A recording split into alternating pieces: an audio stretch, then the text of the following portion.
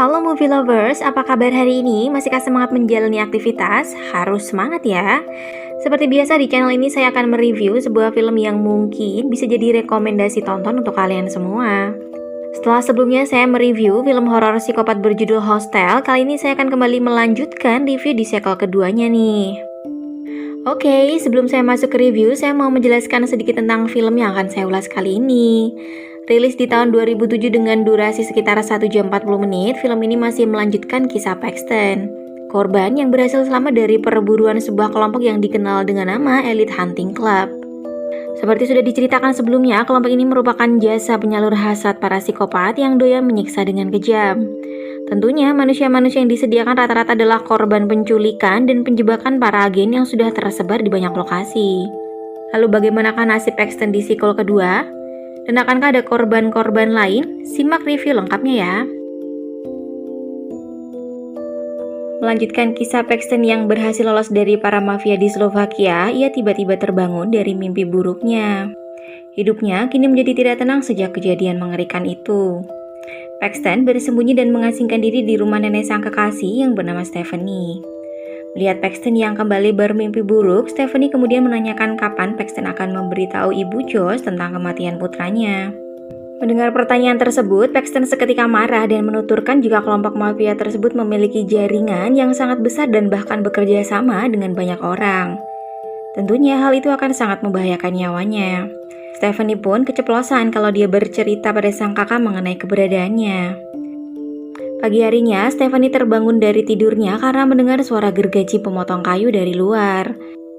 Stephanie bahkan sempat melihat keluar dan melambaikan tangan pada si tukang kayu. Kembali masuk ke dalam dan mencari Paxton, Stephanie malah menemukan sang kekasih dalam keadaan kepala sudah dipenggal dan darah yang dijilati oleh kucing mereka. Scene lalu berpindah ke 3 orang mahasiswi Amerika yang sedang menyelesaikan studi mereka di luar negeri. Mereka bernama Lorna, Beth, dan juga Whitney.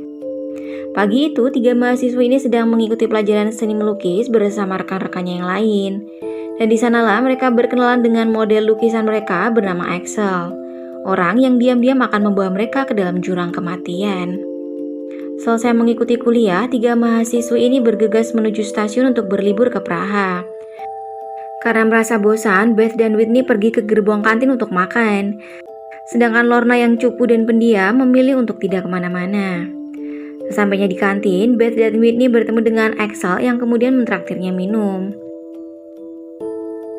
Usai menyapa Axel, Whitney malah berulah dengan mencoba merayu seorang laki-laki yang kemudian datang menghampirinya. Whitney pun menanyakan di mana gerbong tempat dia bisa bersenang-senang dalam tanda kutip. Pria asing itu lalu membawa Beth dan juga Whitney ke gerbongnya. Tapi sesampainya di sana, Beth dan Whitney dibuat merinding karena ternyata laki-laki tersebut tidak sendiri. Ada beberapa rekannya di dalam gerbong tersebut dan tentunya dalam kondisi setengah sadar alias mabuk. Merasa keadaan tidak aman, Beth dan juga Whitney memutuskan untuk meninggalkan gerbong. Namun keinginan mereka dicegah oleh laki-laki tersebut sampai akhirnya terjadi sedikit keributan antara Beth dan juga 3 orang pria yang tidak mereka kenal.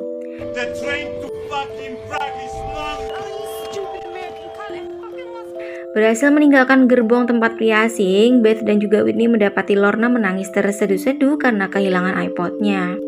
Whitney lalu menawarkan diri untuk mencari petugas dan melaporkan hal tersebut. Belum sampai menemui petugas, langkah Whitney terhenti ketika 3 pria mabuk yang ia temui ternyata benar-benar mencari Beth dan juga Whitney. Panik, Whitney memutuskan untuk kembali ke ruangannya dan segera mengunci pintu. Tiba-tiba ada seseorang mengedor-gedor pintu mereka. Ternyata itu adalah Axel yang membawa iPod milik Lorna. Ia bercerita telah melihat seorang laki-laki keluar dari ruangan Lorna dan tidak sengaja menabrak Axel.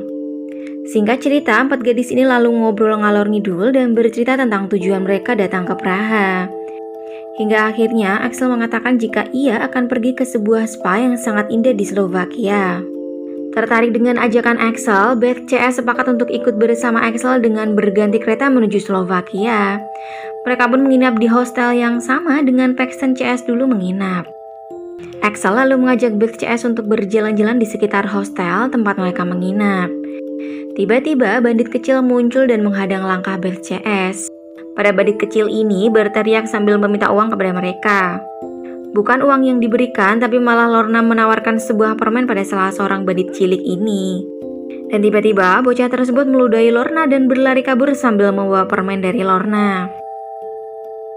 Malam harinya, Beth CS mendatangi sebuah perayaan yang kebetulan sedang diadakan di Slovakia.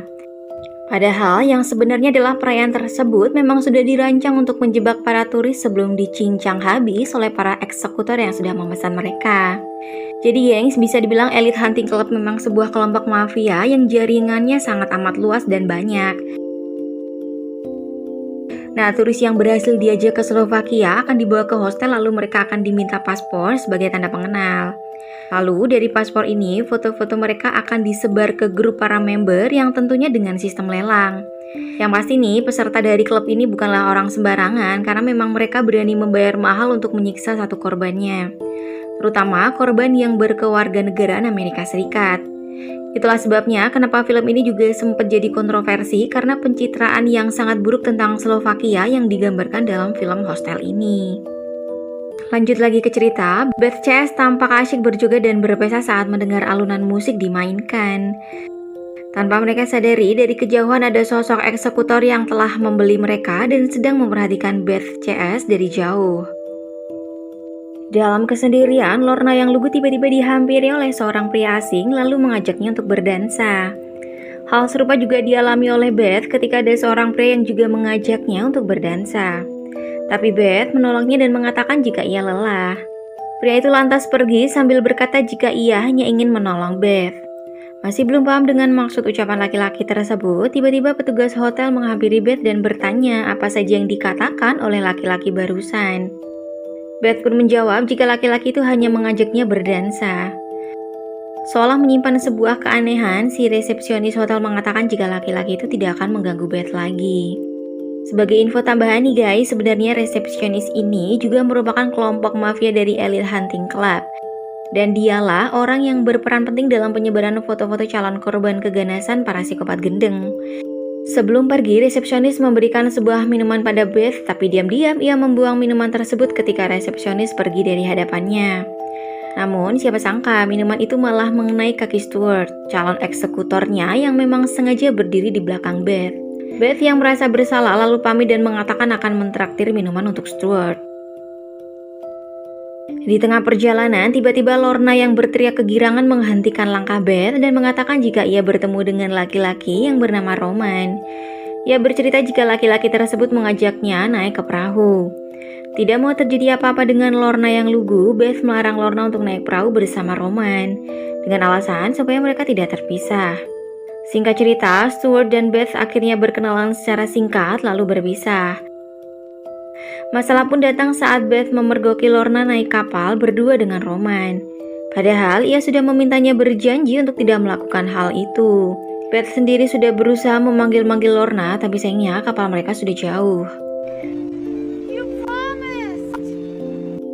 Berada dalam kebahagiaan yang luar biasa karena ada laki-laki yang mendekatinya, Lorna menuruti permintaan Roman yang menyuruhnya untuk menutup mata. Dan tiba-tiba inilah yang terjadi.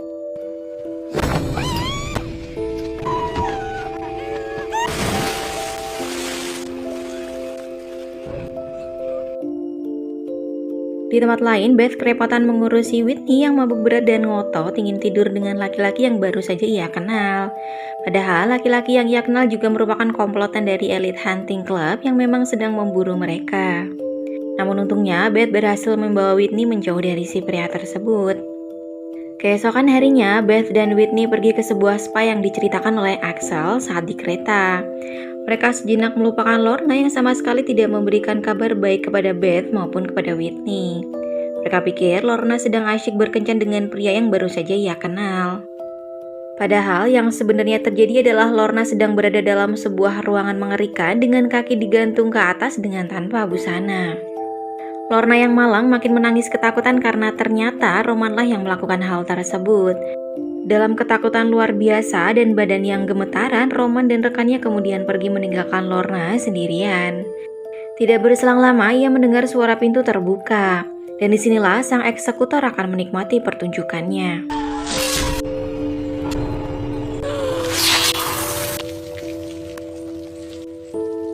Cerita lalu kembali pada Beth yang sempat tertidur di pinggir kolam.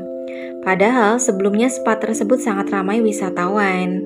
Bingung, Beth memutuskan untuk mencari rekan-rekannya yang juga tiba-tiba menghilang secara misterius. Ia memutuskan untuk menyisir ke seluruh ruangan. Tapi lagi-lagi hasilnya nihil. Ya lebih aneh lagi, barang-barang milik Beth di dalam loker juga turut hilang.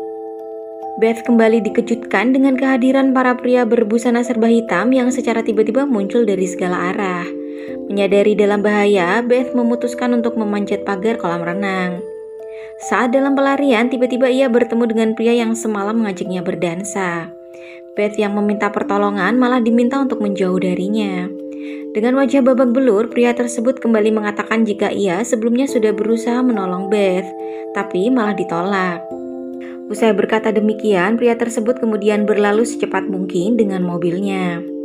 Dari kejauhan, Beth melihat para pria berkostum serba hitam berlari mengejarnya. Ia kemudian memutuskan berlari masuk dalam hutan, dan tiba-tiba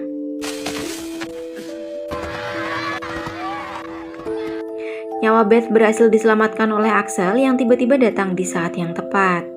Singkat cerita, Axel membawa Beth ke rumah Sasha yang tidak lain merupakan ketua dari Elite Hunting Club. Tapi karena Beth tidak tahu, ia berpikir jika Sasha adalah ayah Axel. Tidak berselang lama, Axel mengajak Beth masuk ke dalam kamar dengan alasan berganti pakaian. Saat mendandani Beth, tiba-tiba mata Beth tertuju pada foto Axel dan seorang laki-laki. Beth pun teringat jika laki-laki itu adalah orang yang tanpa sengaja menabrak Beth serta Whitney saat mereka berjalan ke gerbong kantin. Ia juga orang yang merampok iPod Lorna. Menyadari jika semua yang terjadi ternyata sudah dirancang oleh Axel, Beth kemudian berpura-pura bersikap seolah-olah tidak terjadi apa-apa. Tidak lama setelahnya, Axel meninggalkan Beth sendirian di dalam kamar. Mengetahui Axel sudah berlalu pergi, Beth kemudian membuka matanya dan mengintip ke jendela. Ia pun mendapati kenyataan jika ternyata dirinya berada di tempat yang salah. Saat mencoba keluar, Beth melihat pria berkaos hitam naik ke kamarnya. Selain itu, ia juga melihat Axel serta Sasha menatap ke arahnya.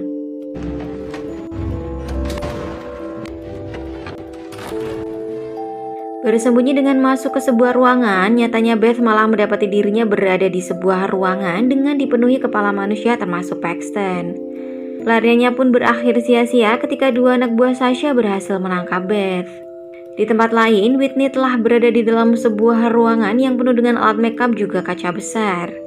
Di ruangan itu, dia bersama dengan seorang wanita yang bertugas mendandaninya sebelum dieksekusi. Dalam keadaan tangan diborgol, Whitney menangis dan terus meronta-ronta sambil meminta untuk dibebaskan. Tapi meskipun ia tidak tahu untuk apa ia diculik, si pria hanya mengatakan jika Whitney harus tampil cantik di hadapan klien. Whitney berhasil lari dari ruangan tersebut setelah sebelumnya ia berhasil menggigit telinga si pria sampai putus. Tapi sungguh malang nasib Whitney karena pergerakannya tertangkap oleh kamera CCTV yang tersebar di hampir semua titik. Scene lalu berpindah pada Stuart dan juga Todd yang sudah tiba di pabrik bekas di mana eksekusi akan dilakukan di tempat tersebut. Dengan pakaian khas para eksekutor, mereka mulai berjalan memasuki lorong menuju ruangan tempat mereka akan memulai aksi berdarah mereka. Sesampainya di ruangan eksekusi, Stuart merasa ngeri sendiri melihat alat-alat di depan matanya. Terlebih, korban yang duduk di hadapannya dengan kepala ditutup adalah Beth. Entah apa yang merasuki Stuart, tiba-tiba ia membuka tutup kepala Beth.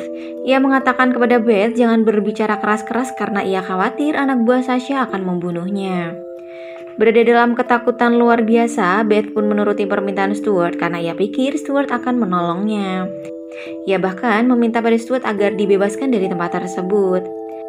Berhasil lepas dari semua belenggu yang mengikatnya, Beth berjalan ke pintu untuk mencoba memasukkan kode pintu yang terkunci. Namun siapa menyangka Stuart yang awalnya baik tiba-tiba berubah 180 derajat. Di ruang lain, Todd berhadapan dengan Whitney yang terus-terusan menangis dan berteriak.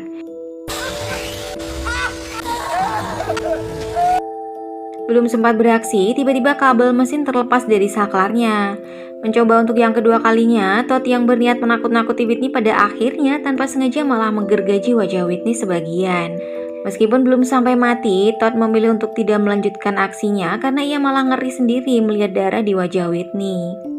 Saat pintu terbuka, ia berpapasan dengan penjaga. Sesuai kesepakatan, eksekutor haruslah menyelesaikan misinya dan tidak boleh meninggalkan korban dalam keadaan hidup. Tapi Todd malah melakukan hal yang sebaliknya dan memilih pergi. Di dalam lift, Todd tiba-tiba merasa berdosa dan menyesal telah melakukan hal tersebut. Karena tidak berhasil menyelesaikan misinya, dua anjing penjaga pun dilepas dan langsung menyerang Todd. Ia pun meregang nyawa karena dianggap menyalahi kontrak dengan Elite Hunting Club. Scene kembali berpindah pada Stuart yang tiba-tiba mendengar pintu diketuk. Ternyata itu adalah mama sales keliling yang menawarkan Whitney yang belum selesai dieksekusi. Stuart pun menanyakan di mana Todd kepada mama sales karena seharusnya Toddlah yang melakukan eksekusi terhadap Whitney. Belum sempat menjawab, tiba-tiba tubuh Todd yang sudah didel-duel telah berada di atas troli. Tanpa pikir panjang, Stuart mengatakan jika ia akan menerima tawaran tersebut. Kembali masuk ke dalam ruangan, Stuart terus-terusan mengumpat dan menakut-nakuti Beth yang memang sudah ketakutan. Tapi Beth yang pintar seolah tidak kehilangan akal untuk bisa lolos dari tempat tersebut. Ia pun meraih Stuart bahkan mengajaknya untuk mantap-mantap. Dan ketika Stuart mulai lengah, inilah yang terjadi. Mengetahui jika ruangan tersebut dilengkapi CCTV, Beth yang pemberani bergegas menghancurkan CCTV tersebut. Setelahnya, ia bertanya pada Stuart kode pintu ruangan mereka. Karena Stuart ngeyel tidak mau menjawab, dengan sadis Beth menusuk telinga Stuart hingga berdarah. Stuart pun berpura-pura mengatakan jika kodenya adalah tanggal ulang tahun Beth. Percaya dengan kata-kata Stuart, ternyata pintu tetap tidak bisa dibuka. Dan saat itu juga anak buah Sasha mengepung tempat itu bersama anjing penjaga. Stuart sendiri berteriak ketakutan dan meminta agar dipanggilkan Sasha ke ruangan tersebut. Selain itu, ia juga takut karena Beth bersiap memotong titiknya. Tidak berselang lama, Sasha pun datang di hadapan Beth dan juga Stuart. Dengan tangan gemetaran, Sasha mengatakan jika ia akan membayar uang kepada mereka yang penting ia bisa keluar. Sasha pun tersenyum mengejek sambil berkata jika Beth tidak akan mampu membayar ini semua. Tidak terima, Sasha mengatakan jika ia memiliki rekening di Swiss dan mampu membeli semua orang-orang di tempat Sasha. Mendengar ucapan Beth, Sasha lalu berkata jika mereka bisa nego soal harga. Saat suasana hening, tiba-tiba Stuart malah mengumpat pada Beth hingga membuatnya marah. Tanpa berlama-lama, Beth langsung memotong titik Stuart dan memberikannya kepada anjing penjaga di depannya. Usai kejadian tersebut, Beth akhirnya malah menjadi bagian dari kelompok Elite Hunting Club dengan sebuah tato di tubuhnya. Setelah semua kejadian yang telah ia lewati, Beth lalu membalas dendam atas kematian sahabat-sahabatnya terhadap Axel. Mendekati akhir cerita, Beth berhasil memenggal kepala Axel setelah sebelumnya ia bekerja sama dengan bandit-bandit kecil untuk menjebaknya.